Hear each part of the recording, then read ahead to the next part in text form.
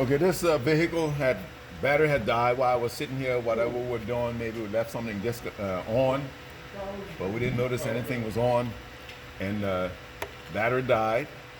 The owner had one of these little boxes here, and when we're about to put the charger on, he decided he wanted to try this, and this thing worked very well.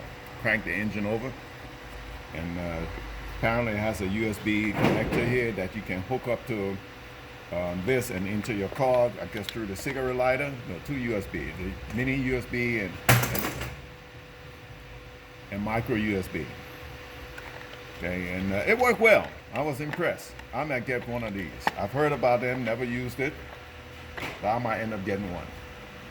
But now I've decided to just put maybe a 15-20 minutes charge on the battery. Okay, and I was explaining to him how these things are set up.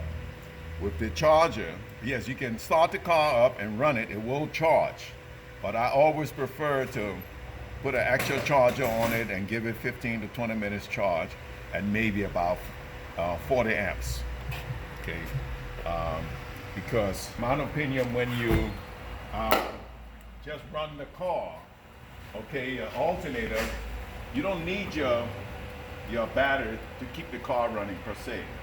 The car will run off your alternator, and then the voltage, the excess voltage from the alternator would go and charge up, keep charging up your battery. But I feel you're going to be doing this for a longer period of time than just putting it on the charger for 15 or 20 minutes at 40 amps.